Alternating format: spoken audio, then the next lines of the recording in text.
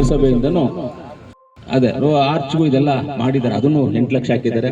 ಆಮೇಲೆ ನಮ್ಮ ಸೂರ್ಯನನ್ನು ಸ್ವಲ್ಪ ಲೈಟ್ಗಳು ಅದೆಲ್ಲ ಹಾಕ್ಸಿರ್ಬೇಕಲ್ಲ, ನೀನು ಸೂರ್ಯನಲ್ಲೇ ಲೈಟ್ಗಳು ಅದೆಲ್ಲ ಸೂರ್ಯನನ್ನು ಹಾಕ್ಸಿದ್ರೆ ಈ ಥರ ಎಲ್ಲರೂ ಏನಂದ್ರೆ ಇದು ಬಂದ್ಬಿಟ್ಟು ನಮ್ಮ ಆಸ್ತಿ ಅಂತ ಅನ್ಕೊಳ್ಳೋದು, ನಮ್ಮ ಪ್ರಜೆಗಳ ಆಸ್ತಿ. ಯಾವುದೇ ನಚಿಕೇತ ನಿಲಯ ನಮ್ಮ ಆಸ್ತಿ, ನಮ್ಮ ಆಸ್ತಿನ ನಾವು ಮಕ್ಕಳ ತರ ನಾವು ಕಾಪಾಡ್ಕೋಬೇಕು ಅನ್ನೋದು ಎಲ್ಲರ ಆಸೆ ಇರೋದು. ಖಂಡಿತವಾಗ್ಲೂ ಈ ಕೋಲಾರಿನ ಟಿ ಚೆನ್ನೈನವರು ನಮ್ಮ ಕೋಲಾರಕ್ಕೆ ಕರೆಂಟ್ ತಂದವರು. ಏಷ್ಯಾಗೆ ಫಸ್ಟ್ ಕರೆಂಟ್ ನಮ್ಮ ಕೆಜಾಪುರಕ್ಕೆ ಬಂದಿರೋದು ಅವ್ರ ಕಾಲದಲ್ಲಿ. ಅಂಥವ್ರು 1906 ಪ್ರಾರಂಭ ಆಗುತ್ತೆ. ಅಂಥ ಟೈಮಲ್ಲಿ ಎಲ್ಲ ಇದು ಮಾಡಿ ಈ ಕರೆಂಟನ್ನು ಇಲ್ಲಿವರೆಗೂ ತೊಗೊಂಡು ಬರ್ತಾರೆ. ಕೋಲಾರಕ್ಕೆ ಇಂಥ ಹಾಸ್ಟೆಲ್ಸ್ ಮಾಡ್ತಾರೆ. ಕೋಲಾರಕ್ಕೆ ಅನೇಕವಾದಂಥ ಫ್ಯಾಕ್ಟ್ರಿಗಳು ಎಂ ವಿ ಕೃಷ್ಣಪ್ಪನವರು, ಚೆನ್ನೈನವರು, ಹಿರಿಯರು ಇಬ್ಬರು ಸೇರಿ ಅವರೆಲ್ಲ ಆ ಟೈಮಲ್ಲಿ BL ಫ್ಯಾಕ್ಟ್ರಿಗಳು ಎಲ್ಲ ಎಂಥವೋ ಮಾಡಿದ್ರು. ನಾವು ಏನೋ ಅವ್ರನ್ನ ಲೈಫ್ ಲಾಂಗ್ ನೆನೆಸ್ಕೊಳ್ತಾರಲ್ಲ, ನಮ್ಮನ್ನು ಜನಗಳು ನೆನೆಸ್ಕೊಳ್ಳಿ ಲೈಫ್ ಲಾಂಗಲ್ಲಿ ಅಂತ ನಾವು ಏನಾದರೂ ಒಂದು ಒಳ್ಳೆ ಕೆಲಸ ಮಾಡಬೇಕು ಅನ್ನೋದು ಆಸೆ ಇದೆ. ಖಂಡಿತವಾಗ್ಲೂ ಮಾಡ್ತೀವಣ್ಣ. ಇವತ್ತು ಅಂಬೇಡ್ಕರ್ ಹಾಸ್ಟೆಲ್ 6 ಕೋಟಿ ರೂಪಾಯಿ ವೆಚ್ಚದಲ್ಲಿ ಕನ್ಸ್ಟ್ರಕ್ಷನ್ ಪೂರ್ಣಗೊಂಡಿದೆ. ಅದನ್ನು ಉದ್ಘಾಟನೆ ಮಾಡಬೇಕು.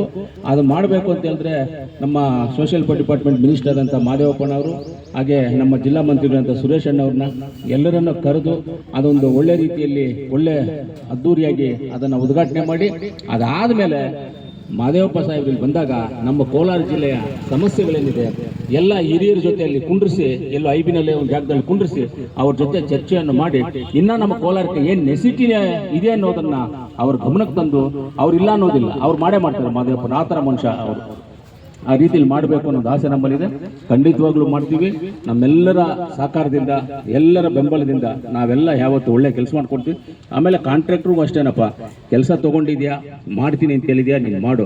ಯಾರಿಗೂ ಏನು ನೀನು ಟೀ ಕಾಫಿ ಕೊಡಿಸುವಂಥ ಅವಶ್ಯಕತೆ ಏನೂ ಇಲ್ಲ. ಯಾವುದು ಆ ಥರದ್ದು ಯಾವುದು ಇಲ್ಲ, ನಮಗೆ ಗೊತ್ತಿಲ್ಲ ಅದೆಲ್ಲ. ಒಳ್ಳೆ ಕೆಲಸ ಮಾಡು, ಕರೆಕ್ಟಾಗಿ ಕೆಲಸ ಮಾಡಿದ್ರೆ ಇನ್ನು ಬಾಬಾ ಸಾಹೇಬ್ ಅಂಬೇಡ್ಕರ್ ಅವರು ನಿನಗೆ ಇಂಥ ಕೆಲಸ 100 ಕೆಲಸ ಕೊಡ್ತಾರೆ. ನೀನು ಕರೆಕ್ಟಾಗಿ ಕೆಲಸ ಮಾಡಿಲ್ಲ ಅಂದರೆ ರಾತ್ರಿ ಬಂದು ನಿನಗೆ ಕೆಲಸ ಕೊಟ್ಬಿಡ್ತಾರೆ. ಅದನ್ನು ಮಾತ್ರ ಜ್ಞಾಪಕ ಇಟ್ಕೊ. ಅದಕ್ಕೆ ಯಾಸೆ ಇನ್ನೂ ಒಂದು 10 ರೂಪಾಯಿ ಜಾಸ್ತಿ ಹಾಕಿ ಕೆಲಸ ಮಾಡು. ನೀವು ಲಾಭ ಬಿಟ್ಬಿಟ್ಟು ಆ ಲಾಭದನ್ನು ಹಾಕಿ ಬೇಕಾದ ಕೆಲಸ ಮಾಡು. ಇನ್ನೂ ಒಂದು 10 ಕೆಲಸ ನಿಮ್ಗೆ ಕೊಡ್ತೀವಿ, ನೀನು ಕೆಲಸ ಮಾಡು, ಒಳ್ಳೆ ಕ್ವಾಲಿಟಿ ಕೆಲಸ ಮಾಡು. ಶಾಶ್ವತವಾಗಿ ಇವತ್ತು ನೆನೆಸ್ಕೊಳ್ಳೋದ್ರಿಂದ ಯಾರೋ ಕಾಂಪೌಂಡ್ ಮಾಡಿದ್ರಪ್ಪ, ಇಂಥ ಹುಡುಗ ಬಂದು ಹಿಂಗೆ ಮಾಡಿದಪ್ಪ ಅಂತ ಹೆಸರಿಬೇಕು. ಆ ರೀತಿಯಲ್ಲಿ ಮಾಡಬೇಕು ಅಂತ ಆಶಿಸ್ತಾ ಮಾತಾಡ್ಲಿಕ್ಕೆ ಅವಕಾಶ ಮಾಡಿಕೊಟ್ಟ ನಚಿಕೇತ ನಿಲಯದ, ಯಾಕಂದ್ರೆ ಬಿಸಿಲಲ್ಲಿ ಒಣಗಿಸೋದು, ಮಳೆಯಲ್ಲಿ ನೆನೆಸೋದು, ನಾವು ಯಾವಾಗ ಬಂದು 6 ತಿಂಗಳಿಗೋ 3 ತಿಂಗಳಿಗೊಂದು ಹೂನಾರ ಹಾಕೋದಲ್ಲ, ಅವ್ರು ಯಾವತ್ತೂ ಕೂಡ ಗೌರವಪೂರ್ವಕವಾಗಿ ಅವ್ರನ್ನ ಇಟ್ಕೊಳ್ಬೇಕು ಅಂತಕ್ಕಂಥ ಉದ್ದೇಶದಿಂದ ಈಗಾಗಲೇ ಶಾಸಕರು ನಾವು ಕೂಡ ಚರ್ಚೆ ಮಾಡಿ ತೀರ್ಮಾನ ತೆಗೆದುಕೊಂಡಿದ್ದೀವಿ. ಇವತ್ತು ನೀವೆಲ್ಲ ಏನು ಜವಾಬ್ದಾರಿಯನ್ನ ಸನ್ಮಾನ್ಯ ಶಾಸಕರಿಗೆ ಕೇವಲ 20 ದಿವಸದಲ್ಲಿ ಬಂದಾಗ ನೀವೆಲ್ಲ ನಮ್ಮ ಜೊತೆ ಗಟ್ಟಿಯಾಗಿ ನಿಂತಂತವ್ರು, 20 ದಿವಸದಲ್ಲಿ ಅವರನ್ನ ಸುಮಾರು 34,000ಕ್ಕೂ ಹೆಚ್ಚು ಮತಗಳಿಂದ ಗೆಲ್ಲಿಸಿದ್ರಿ. ನಿಮ್ಮ ಏನು ಇದಿದೆ ನಿರೀಕ್ಷೆ ಇದೆ, ಅದನ್ನ ಯಾವತ್ತೂ ಕೂಡ ಹುಸಿ ಮಾಡೋದು, ಯಾವತ್ತೂ ಕೂಡ ಹುಸಿ ಮಾಡೋದು. ಆ ರೀತಿ ಇವತ್ತು ನಾವೆಲ್ಲ ಯೋಜನೆ ರೂಪಿಸ್ಕೊಂಡಿದ್ದೀವಿ. ಮತ್ತೆ ಇವತ್ತು ಇನ್ನೂ ಏನೇನು ಆಗ್ಬೇಕಿದೆ. ನಿನ್ನೆ ನಮ್ಮ ಮುನಿಂಗಣ್ಣವ್ರು ಒಂದು ಹೇಳಿದ್ರು, ಏನಂತ ಹೇಳಿದ್ರು, ಅವ್ರಿಗೆ ಒಂದೇ ಒಂದು ಪೈಸಾ ಸೌಲಭ್ಯ ಹೋಗಿಲ್ಲ.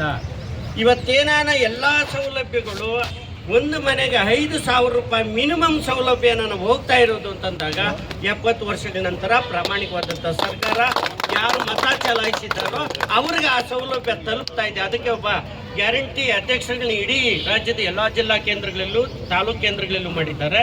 ಅದನ್ನು ಏನು ವಾಚ್ ಮಾಡೋದಕ್ಕೆ, ಮಾನಿಟರ್ ಮಾಡೋದಕ್ಕೆ ಇಟ್ಟಿದ್ದಾರೆ.